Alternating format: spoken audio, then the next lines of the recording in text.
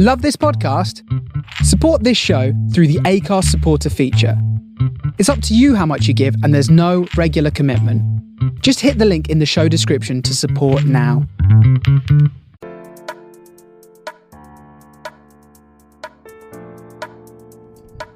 Thank you for listening to Black Menopause and Beyond.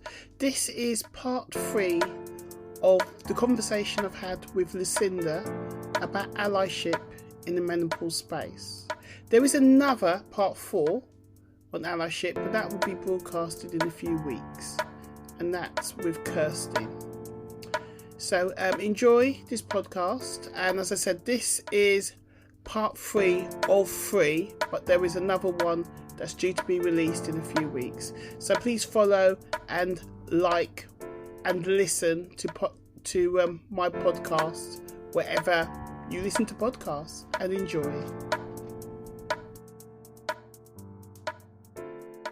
To you, what is an ally? To me, an ally is someone who's confident enough to listen and ask questions. Because I'm an ally to others, I know I will never understand the makeup of other cultures or communities, especially if I have no first-hand knowledge of them. Yeah. So an ally to me is someone who listens. That's really important. An ally is someone who wants the individuals to be the best that they can be, because not all allies do. They're more so on the here and the now. Whereas I know when I communicate, say for instance, because I know I've done loads of work with refugees in the past, and I know that some of the people I'm talking to intellectually are more intelligent than me. They maybe lived in a hostel, but it doesn't mean that they haven't got the intellectual knowledge or power or influence, whatever. Not necessarily power, because they're disempowered, but they're intellectually more intelligent than me. And I know once you talk to them or you form a communication with them, I want for them to optimize. So if I, in 5 years' time, go to my GP and they are my GP, I don't have a problem with it. Yeah, some people would. Yeah. So an ally is someone who really wants people to be valued for who they are. And I think it's also the confidence, because that's also a thing I can see in allyship. There isn't confidence to ask questions, because when they get it wrong, they then either feel self-guilt or they feel that they're cancelled or they get a reaction. And I think that confidence enables them to ask more questions. Yeah. And when they get it wrong, say, how did I get it wrong? And then someone explains it to them, and it's not a personal thing. It's not a personal attack. It's like, oh. And then one of the things as well to ask is emotionally, my statement, how did you make it? How did it feel for you? It's not just a practical level. Did I disempower you? Did I devalue you? Because that was never my intention. My intention was never that. And also be confident enough to say sorry if they do say inappropriate language. And for me, also, a good ally is someone who can, if they have the opportunity, can socialise in diverse communities. Because I know not everyone likes Jeremy Corbyn, and he's gone now, whatever. But I remember many, many moons ago, I went to a friend's wedding, a Zimbabwean wedding. This is before he was Prime Minister. And he was at the wedding and he was loving it. He was dancing, enjoying the food and whatever. And he really enjoyed being in that space. So for him, diversity and ethnicity and culture wasn't just something that was textbook. He was invited to a wedding and he enjoyed it. So that to me shows that that's an ally that truly values people no matter their ethnicity, rather than someone who says they don't see colour. Because generally someone who doesn't see colour, they probably have internal racism, because colour to them is actually seen as a demon. Can you ever not see colour?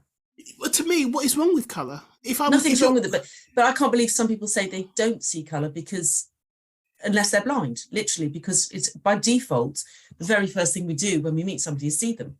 But I presume, you can see colour as a problem or see that somebody's a different colour. It's a very different perspective. I mean, I'm presuming, I could be wrong, somebody who says Yeah. that's because I come across it all the time. And I came across it yesterday and I had to explain how inappropriate that saying is. Someone to me who says they don't see colour, I presume they're saying they don't see colour because colour is bad, which is racism. I mean, if you've got blue eyes, if you've got blue eyes, I see blue eyes. When I describe someone with blue eyes, if I meet someone who's got blue eyes, I say they have blue eyes because there's nothing wrong in having blue eyes.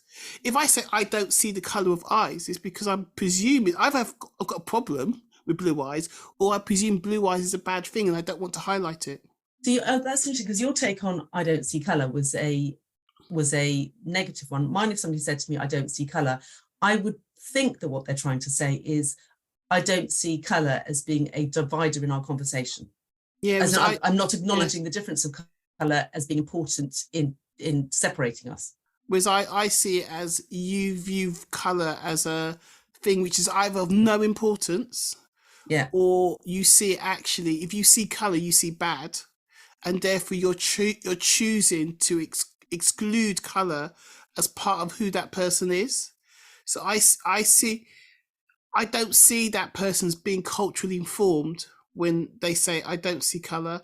And sometimes I can see that, or sometimes I think that there is inherent, racial issues with that person where they're choosing to ignore colour because they think if I acknowledge you're black, then that means I'm acknowledging that I think you're bad. I think we have very different takes on how we would translate that one comment. I can't believe people think they don't see colour because we notice things about people even if we don't mean to. We notice size, height, we notice wedding rings on people. We know, glasses, not glasses, tall, short. We notice things about people all the time. We can't help it. We notice them. So you notice the colour. It's what you do with that observation and whether it affects your judgment. I find that allies are people who see colour. So if somebody says to me they don't see colour, I don't see them as an ally. I see them potentially as either not being very bright and they've just found a saying that somebody gave them which they think is politically correct, or that someone who actually is that there is something going on there. Either it's unconscious bias, and if it is unconscious bias, then they might actually do something with the unconscious bias. Because there's nothing wrong with seeing a person of colour. There's nothing wrong in. I'm British because I'm born in this country and whatever, and I embrace Englishness and Britishness, but I also embrace my own history and culture as well. And I think it's an important part of being a human being to embracing culture, whether it's English or whether it's other cultures. I think it's really important. So for you to not acknowledge someone's heritage, culture, or colour I question their personality, their character, and how they judge people. Okay, so that goes right back to one of our very first comments then on ignoring colour is ignoring a hugely important part of a person, both ways, every way. But asking about their heritage or who they are is a tricky thing to do. Back to the beginning of I might want to know from your meeting what you had for breakfast today or what kind of car you drive, but those things don't really interest me in anybody, frankly. I'm not bothered. But I probably, because I'm focusing on it a lot at the moment, really want to know more about the cultural heritage of different people and what it means. Not necessarily you, Anita, your story, but if I don't know many people who've come from the Caribbean or any part of Africa or any of the different countries within Africa, then I want to build up that picture. You're British. You said, I can't remember, I think you said grandparents originally from, where were grandparents? So my parents originally from the Caribbean. Okay. And I'm considered to be second generation because my parents they were born in the Caribbean, Grenada and Jamaica. And my parents came here and then I was born here in the 70s. So, but wanting to know about the types of food that have still served with your parents or your grandparents that are filtered down to be your favourites. That's something that's more interesting than which Kellogg cereal do you like? But I just want to go, do you see what I did there? I waited till we're friends online before asking a question about your, just taking your number one bit of advice. It's like, no, get it into a conversation in an I'm interested in you way, colour or diversity or who are you? But ignoring colour is insulting. It's ignoring a vital part of somebody, Mm. and asking about it can be the very immediate thing you do that alienates a friendship from forming, where you think they want to learn. Even though it does sound like it's a contradiction, they are very different. I think there's a difference in acknowledging someone for who they are than questioning someone from a negative, toxic point. Yeah, I think that's different. So if somebody asks me about my identity and I don't feel that they actually care about me, that's different. That's where the alarm bells kick in. But I know I have friends where if I say to them, oh, I want to book a trip to the Caribbean, do you want to come along? They would, because as part of knowing me and that Caribbean experience, they would love to be with me while I experience a cultural holiday, and they would enjoy it not just because it's a nice holiday. They would also like to be part of me experiencing that cultural holiday, and the same for me for them if they're from a different ethnic group. Where it's different than when someone in a very toxic manner questions your identity. I think it's in the context of the questions and the intention and authenticity that makes questioning someone acceptable. Yeah, that to me is a difference. And also for me, and I do understand it's different for other people, it's also understanding I am still British. I mean, I know some people of colour don't like to acknowledge the British English side because of the history behind us, but I've realised in my 50s that you can't write my story if you don't include Englishness. You know, England and Britishness has influenced my everyday, and negatively it's influenced my history. So that's also part of my Englishness. My colonization and the empire is a negative aspect of my Englishness, but I'm still English. Yeah, and so sometimes if they ignore the fact I'm English, I question them as well, because I haven't just come over on the boat, you know, and actually as part of my DNA test, I have English, Portuguese, Spanish, German, going back 7 generations because of colonization. So people who are from the Caribbean, we just didn't come here 50 years ago.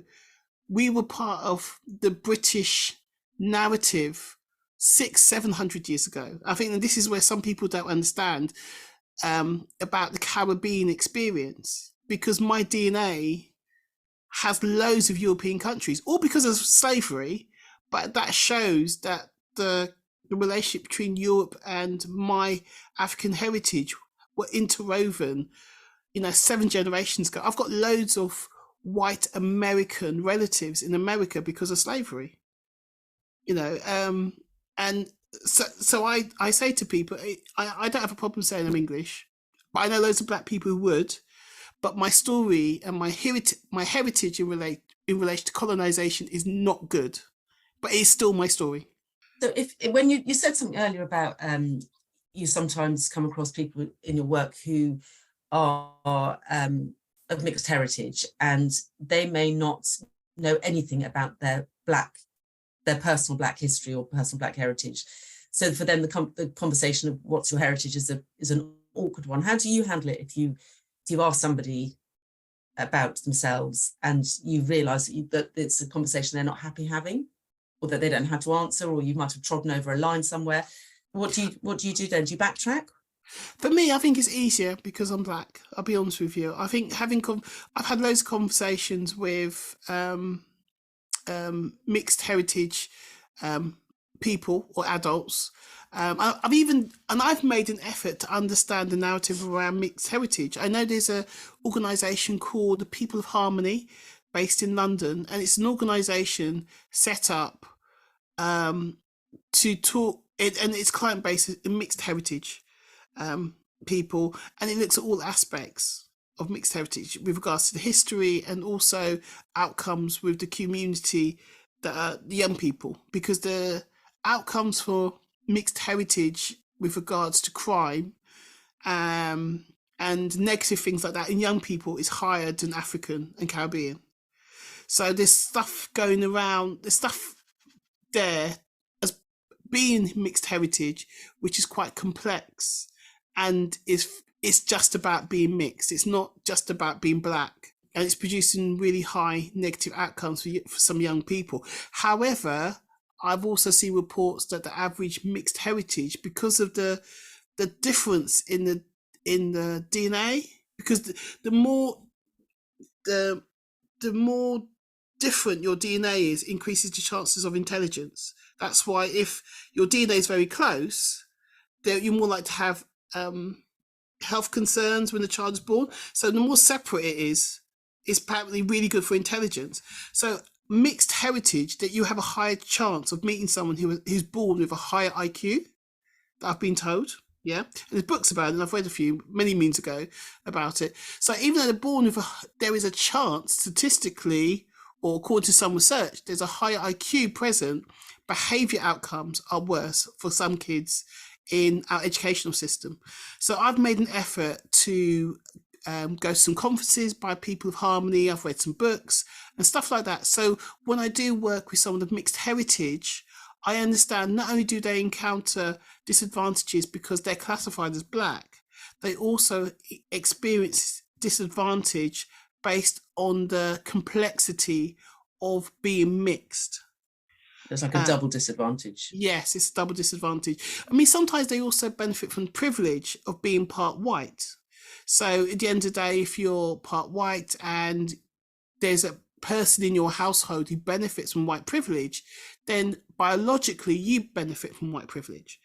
It could also be like in the black space, most mixed heritage are fair and light-skinned, and therefore they are more likely to benefit from what people would call pretty privilege, because light-skinned black people generally do better than dark-skinned because their colour is nearer to white.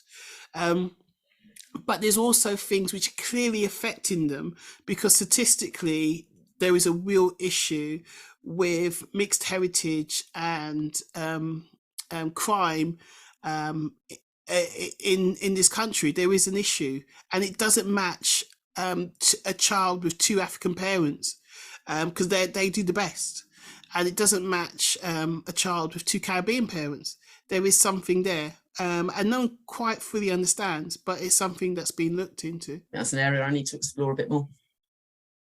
It's So just thinking about my children and their social groups, and I think all of the friends they have, I don't think they've got friends who are mixed heritage, but I don't think they've got any friends who are 100% black. Yeah, and that's very common. That is very common, especially based on how you describe the area you live in. Yeah. So I'm not 100% sure why mixed heritage, statistically, I mean, young people, there is a difference.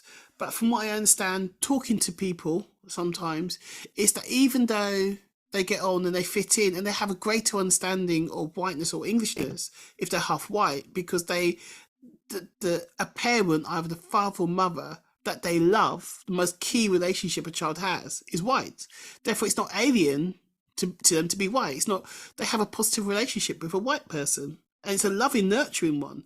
So clearly, there is something you'd think that everything's fine, but they're perceived differently, and that perception affects them, and then combined with racism, and it then produces different outcomes, and it's that. I mean, I'm. Have you heard of Akala? I can't even say the name now. But also he's a really good philosopher, and he's really good on modern black culture. So he's really influential, and his stuff is really good to read, because it really gives you Akala. Yeah, my dyslexia sometimes for Akala. He's amazing. Even if you go on social media, he can articulate certain things in an amazing way that informs me. So in one of his books, he said, he loves his mum and whatever. And he's mixed heritage, and he grew up in the streets of London. So he's hardcore with regards to cultural streets of London, all the bad boys and everything like that. But for him, learning how to be a strong black man, and his main influence was a white blonde woman, was something that was strange. And it's something that he had to master. And how he explains it is really interesting, because it made me think he has to learn how to be a strong black man, and his main influence is a white blonde woman. And that to him was a challenge.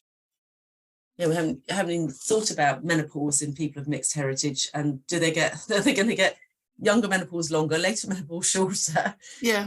Who knows? But there's definitely no research into that either. So yeah. Exactly. There's no research. Yeah, and the detrimental effect. It could be it has a positive effect. You don't know. It could be they benefit for the best of both worlds. You don't know. But that comes back down to home backgrounds. Yeah. As well. How were you raised and by whom? Yeah. Rather than necessarily being all about the skin tone, it's about, were you raised in a secure setting that gave you confidence, or were you always watching your back? Yeah. Or fitting in. We all want to fit in somewhere. Yeah. So it's finding people with whom you fit in, whether that's based on skin color, or based on intellect, or based on financial background, or brains, or whatever. Finding your group.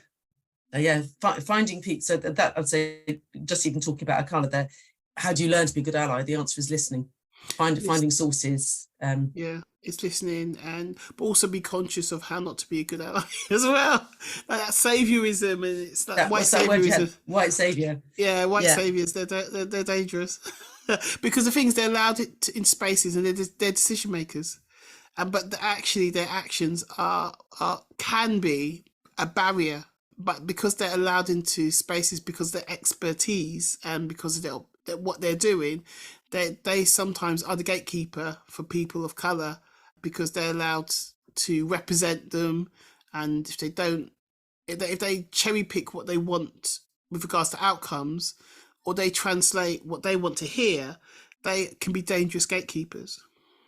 But it's a really hard role to get right anyway, because if you ask a diverse group, how would they like people from different backgrounds to be represented in the workspace, they're all going to have a different opinion, depending on their backgrounds or their heritage, or as you said, which of the African countries are you from, and which Caribbean country are you from, and which bit of Asia are you from, will have a different answer on how you want representation and what it means, and not being grouped into one pocket of everybody of different colours is all in one group except for white people on the other side, because it's not the same. There's diversity within all of those.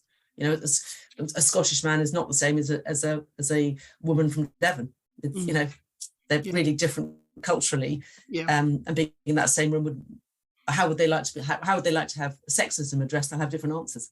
It's very complex. It's a very difficult role.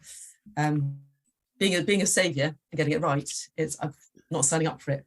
I should be a learner. Big L sign on my head. But I think you've answered a lot. Certainly over the conversations we've had in the last couple of months, a lot of my starting point questions on where to learn from, how to get it right. Confidence, apology if I get it wrong, is important. And trying to overcome that fear of asking, for fear of getting it wrong, and approaching perhaps the way I ask questions, or the questions I want to ask but I'm too scared to ask, find a way to ask them sensitively. I think that's more listening, more learning. That's good. Well, it's been lovely talking to you, even though really you kind of interviewed me in this one. but having a mentor is around personal growth, around an area I know nothing about, is really important, because that's invaluable. I can do as much Googling as I want, as much listening to podcasts as I want, but I can't get answers to very specific questions like, how do I bring this up in a conversation, or how do I do that? And yes, asking you are just one person, somebody else will have a different answer, but it's building that confidence to just say, who are you? Tell me about yourself. I'd like to know. And then a little bit further down the conversation, asking me perhaps more relevant questions to what I'm actually trying to find out, which is about, in my case, usually menopause and the approach to and the years leading up to, and how background has affected reaching the stage in life, and therefore what will work going forwards. Yes, yeah.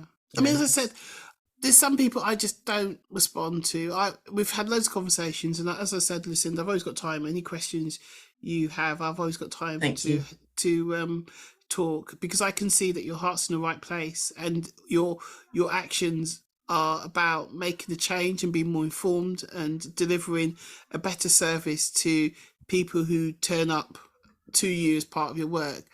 You want to help them, because some people would say, well, I don't understand you. As long as I'm doing general, I don't need to understand you, and they'll leave it as that. So as I said, I don't mind helping you. However, because I have constraints, I am a woman of colour, I'm a single mother, I'm not rich, I don't experience privilege.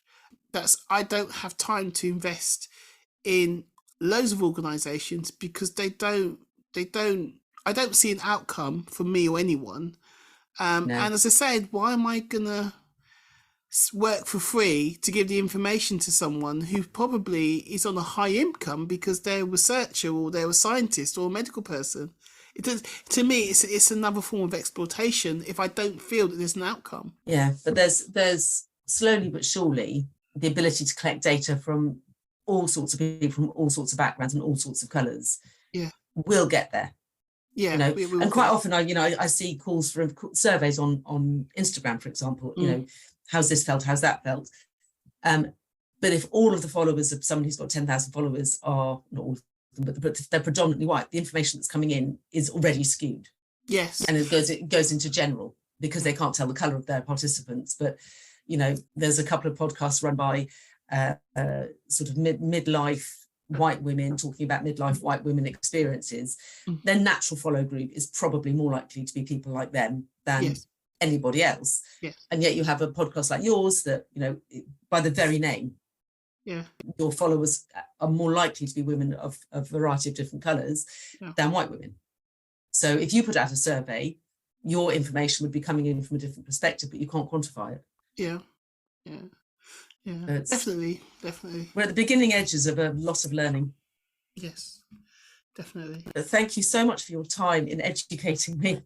It's invaluable. As long as it's helpful, as long as you feel that it's helpful and giving you a greater understanding. And also as well, I'm really conscious of the fact that sometimes when you do have discussions, I don't feel that with you at all, that sometimes people walk away more informed, but they don't have value of the community. I feel that you still value individuals, because sometimes, I was talking to somebody yesterday, and they explained to someone what it's like to be a Muslim woman, and then the person who they spoke to at the end said, "Oh my God, I totally understand how much harder it is because of how the world judges you." And then they ended it with, "Your culture is so oppressive." And then she said that to me. I said, "How does that make you feel?" And she said, "Terrible." Because even though she understands my experience greater, she now has less value and respect for her culture. That's a really big comment. Yeah, that's really. So and I said, so you have to kind of, when you do, and I said to her, when you do your delivery, you have to really understand that even though culturally there are some parts which are oppressive, also highlight how your culture is so important and has value. And also sometimes there's an element of not being so. Feminism is more advanced in the Western world, but how some women are treated in other countries, or how women were treated in this country a few centuries ago. So it's not so much the fact that a culture is oppressive, it's the power of men that are the oppressors. And some countries are more advanced than others. That, because the common theme is male dominance and male decision making around women. And some countries are just more advanced. And hopefully over time, culturally, they will become more, they will value women, but it will be ingrained within the culture. Some cultures have a long way to go on that, but rather than demonize her culture. Absolutely. I mean, okay, would it be better to ask, do you find your culture oppressive, rather than yours is so oppressive? Yes, that would have been better. And also, a better question. And also there are positive things in being parts of different cultures, which they love and they value and they respect, and they value and respect their religion and their infrastructure. But some bits clearly, on Western standards, are not adequately acceptable. But then No, you but also, it's a very hard starting point, though, coming from, as I do, very limited perspective life. You know, I can't get behind somebody else's experiences. I can't, you know, thinking about the work that you do in your community level. It's almost alien to me to be in a space like that. I haven't had the opportunity. I haven't had the chance. In my young years, I probably didn't have the time or the understanding of why it would benefit me. So I shouldn't be doing something to benefit me, but it would have benefited me as a whole person, not as a what's my benefit. Whereas now it's a different way around, but I have more time now and I'm trying to learn more now about how culture and our upbringing affects who we are when we get to midlife. And that starts young. It does, yeah. But limited perspective starting point is a situation, but it wasn't a choice. Yeah. It's, you know, can only get there by asking questions and reading, learning, listening. What was the other one you gave? You said 5 different things about being an ally. I wrote them down. Listening, questioning, not assuming, re-empowering and valuing. Yep. That's a pretty good summing up of being an ally, isn't it? But no, it's been lovely talking to you, Lucinda. I'm going to end the Thank you. podcast now and we'll speak again. Yes. Thank you very much. You're welcome. Thank you for listening to my podcast. Please follow and sign up for my podcast, wherever you listen to podcasts. Also, I'd like to inform you that I'm a co-founder of Black Women in Menopause, and I also run a face-to-face menopause group within my town that I live in. And both organisations would like some financial support. It costs us money and a lot of time to do the work that we do. So within the show notes, I have included some links where if you can make donations to help us not only do the work that we do, but also help with, you know, financing my podcast and the work that I have to input into being part of the conversation of change on menopause.